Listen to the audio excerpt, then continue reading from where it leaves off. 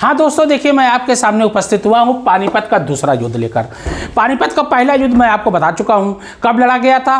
पानीपत का प्रथम युद्ध जो लड़ा गया था वो कब लड़ा गया था, 1526 ईस्वी में, जिसमें बाबर जो है क्या हुआ था, विजयी हुआ था। अब पानीपत का दूसरा युद्ध देखिए बड़ा इंटरेस्टिंग है, बहुत ही ज़बरदस्त हुआ था, बहुत ही चुनौतीपूर्ण हुआ था। देखिए अकबर और किसके बीच लड़ा गया था, अकबर और हेमू के बीच लड़ा गया था। अब चूंकि अकबर तो थे, अकबर खाली नाम के थे, लड़ा कौन था, लड़ा जो था बैरम खां ने। बैरम खां कौन था, बैरम खां जो है अकबर का संरक्षक था। हुमायूं की मृत्यु के बाद बैरम खां ने ही जो है मुगलिया सल्तनत को संभाला, संवारा और बढ़ाया। बैरम खां, आप सुनिए यहाँ से ध्यान दीजिएगा। अकबर का जन्म, मोहम्मद जलालुद्दीन अकबर, जलालुद्दीन का जन्म कब हुआ था, 15 अक्टूबर 1542 ईस्वी में। 15 अक्टूबर 1542 ईस्वी में इसका जन्म हुआ। कहाँ पे हुआ था, अमरकोट में। अब हेमचंद और हेमू की बात कर रहा हूँ, ये जो है हरियाणा के रेवाड़ी में पैदा हुआ था। कब पैदा हुआ था, 1501 ईस्वी में।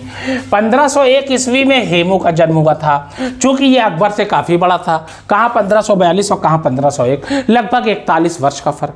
अब यहाँ पे ध्यान देना, 1556 में तो लड़ाई लड़ा गया। 5 नवंबर 1556 में जो है पानीपत का दूसरा युद्ध लड़ा गया। कब लड़ा गया, 5 नवंबर 1556 ईस्वी में। लेकिन उससे पहले मैं थोड़ा सा प्रकाश डालूंगा, थोड़ा सा रोशनी डालूंगा इस युद्ध के बारे में, इस युद्ध से पहले के बारे में। देखिए हेमू जो है एक बहुत ही अदना सा सिपाही था लगभग। लेकिन जो शेरशाह सूरी जब मर गया, शेरशाह सूरी जो है बम फट गया था, उसका जो है पूरा शरीर जल गया था, जिसकी वजह से वो मर गया था। उसके मरने के बाद जब उसका पुत्र आदिल शाह क्या बना, राजा बना, तो आदिल शाह बड़ा ही विलासी था, बहुत ही विलासिता पूर्वक जिंदगी जीता था। विलासिता पूर्वक का मतलब क्या होता है, विलासिता पूर्वक का मतलब ये होता है कि शराब पीना, लड़कियों के साथ जिना करना, लड़कियां अगल बगल बैठी हुई हैं, मार जैसे वो चल रहा है, रेव पार्टी चल रही है, लड़कियां बैठी हुई हैं, मतलब डांस वांस हो रहा है, और लड़कियों के साथ जो है जिना करना, ये सब जो है विलासिता पूर्वक जो है जिंदगी जो है मानी जाती है। तो ये विलासिता पूर्वक जिंदगी जो है व्यतीत कर रहा था, और इसको खबर ही नहीं, ये नशे में धुत, शराब में एकदम, और ये जो है विलासिता पूर्वक यानी लड़कियों से जो है बहुत ज़्यादा जो है ये क्या करता था, लड़की इसकी कमज़ोरी थी, लड़कियों को जो है ये अपने पास रखता था, और जो है उनसे जिना करना और शराब पीना ये उसकी रोज़मर्रा की ज़िंदगी बन गई थी। तो क्या किया आदिल शाह, जो शेरशाह सूरी का पुत्र था, इसने क्या किया, हेमचंद यानी हेमू को क्या किया, इसने जो है 1553 से लेके 1556 ईस्वी तक, ध्यान देना 1556 तक, ये जो है आदिल शाह का क्या था, ये महामंत्री और क्या था, सिपा सालार यानी कि सेनापति ये होता। अब ये जो है जो चाहता था वही होता था, जो चाहता था वही करता था, क्योंकि ये सेनापति भी था और महामंत्री भी था, सारी जिम्मेदारियां इसके ऊपर। और ये जो है आदिल शाह जो है अपनी विलासिता पूर्वक जिंदगी व्यतीत कर रहे थे।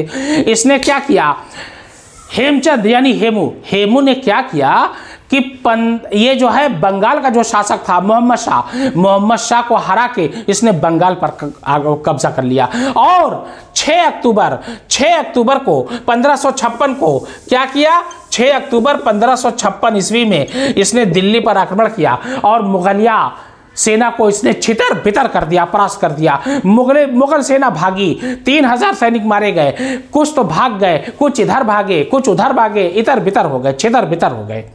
और दिल्ली पर भी इसने कब्जा कर लिया, आगरा पर भी कब्जा कर लिया। जहां जहां मजे की बात देखिए, जहां जहां बैरम खां अकबर को लेकर जाते थे वहां वहां हेमू पहुंच जाता था, और हेमू आक्रमण करके क्या करता था, जीत लेता था। हेमू इतना बलशाली हो चुका था, इतना ताकतवर हो चुका था कि थोड़ा सा अहंकारी हो गया था। और देखिए 7 अक्टूबर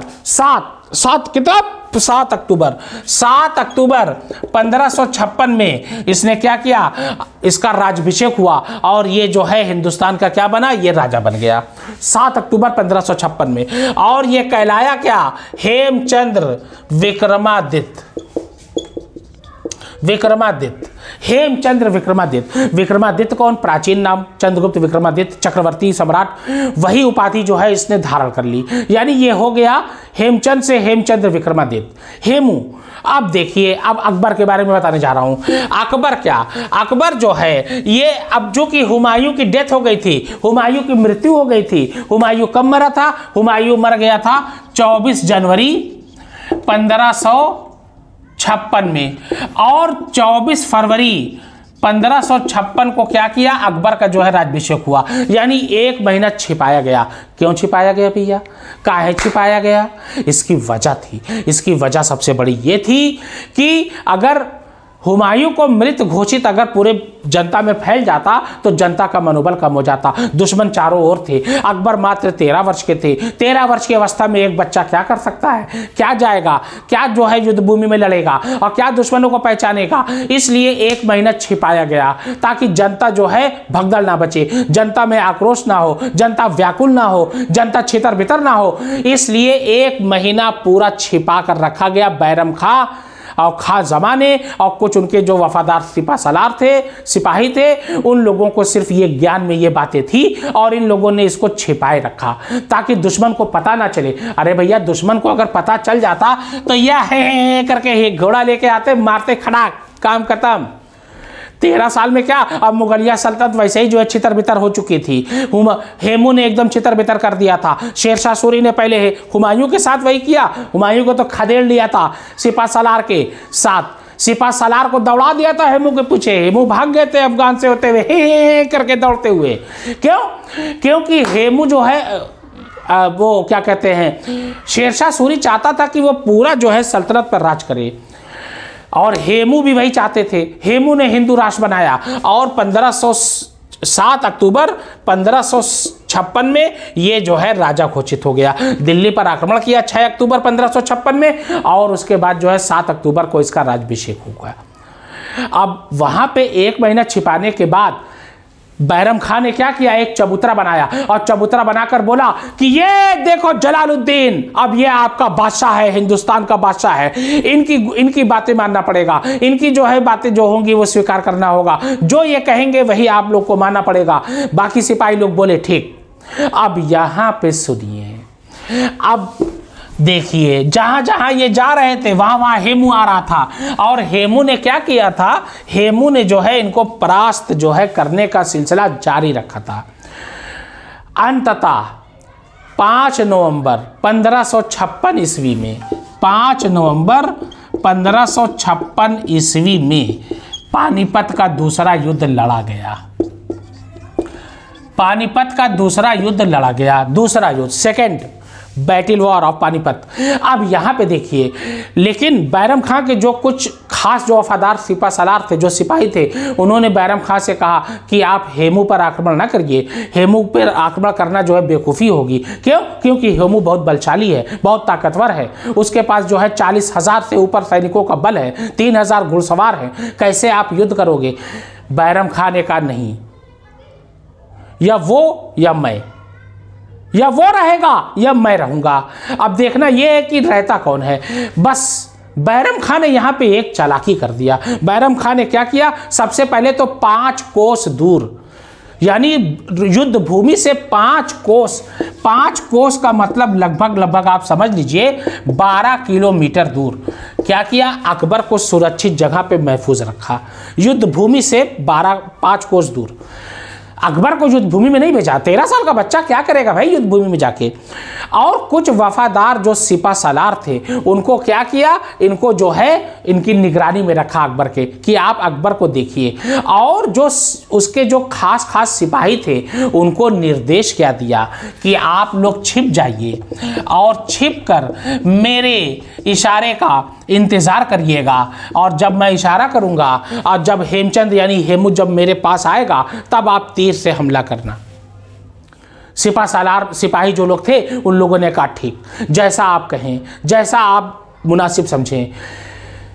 5 नवंबर 1556 में पानीपत का युद्ध प्रारंभ।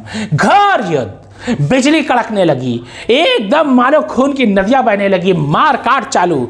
अब हेमू जो कि 22 लड़ाइयां जीत चुका था, 22 युद्ध पर विजय वो प्राप्त कर चुका था, वो जो है एकदम अपने आप को विक्रमादित्य समझ लिए। अब ये जो देखे आओ न ताओ, और ये बैरम खां को पिछिया लिए। बैरम खां भागा। अब बैरम खां ने इशारा किया अपने सिपाहियों से कि अब तीर चलाओ।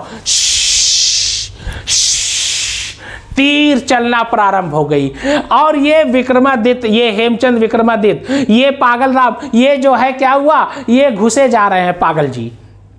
इनको पता ही नहीं कि भाई वहां पर जो है सिपाही होंगे, और बैरम खां के कुछ सिपाही हो सकता है कि छिपे हों या सामने से वार कर दें। ये हाथी पे एकदम मगरूर होके चले जा रहे हैं। ये एकदम सनक गए कि अब मुगल को एकदम मार डालेंगे, काट डालेंगे, एकदम नष्ट कर देंगे।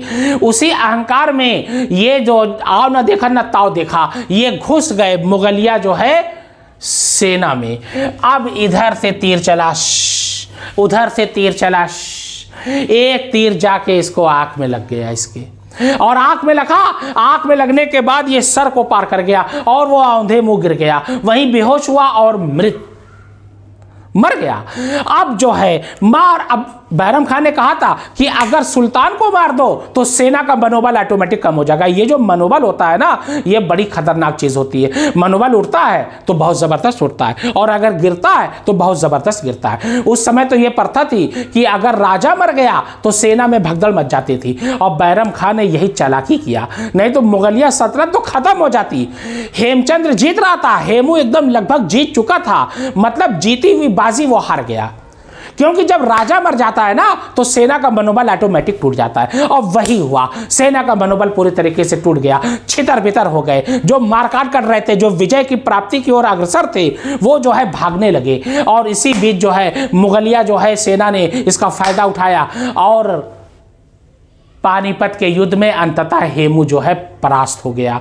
5 नवंबर 1556 में हेमू जो है पानीपत के युद्ध में मुगलिया सल्तनत से परास्त हो गया। बैरम खां इसका लीडर था, बैरम खां इस सेना की अगुवाई कर रहा था। और शाह कुली खान ये जब रणभूमि में गया, मेरे शरीर पड़े हुए थे, तो शाह कुली खान एक सिपाही था, उसने जो है हेमू को देख लिया मृत होते हुए, लेकर आया बैरम खां के पास। बैरम खां ने अकबर से कहा कि इसका सर जो है धड़ से क्या करो, अलग कर दो। लेकिन अकबर ने कहा कि मैं मेरे शरीर पर कैसे वार करूं, ये तो मर चुका है, और मेरे शरीर पर वार करना ये मेरे शान के खिलाफ होगा, ये मुगलिया सल्तनत के खिलाफ होगा। लेकिन उस समय जो है लीडर कौन था, बैरम खां थे। अकबर मात्र 13 वर्ष का, तो 13 वर्ष की अवस्था में वो क्या करे। बैरम खां सारी जो है निर्देश देते थे, सारी लोगों को जो है आज्ञा देते थे। बैरम खां ने कहा नहीं, तुम्हें इसका सर कलम करना होगा। ये युद्ध में जो है ये नीति होती है, राजा का कर्तव्य होता है कि दुश्मन को परास्त करना, उसको मौत के घाट उतारना, और उसका सर जो है धड़ से कलम करना। ये मुगलिया जो है ये हुकूमत की ये सबसे बड़ी निशानी है। लेकिन अकबर ने तब भी मना कर दिया। अकबर ने कहा नहीं, एक मेरे शरीर पर मैं वार नहीं करूंगा। उसके बाद बैरम खां ने देखा, आओ न ताओ, तलवार निकाला, मारा खच से करके।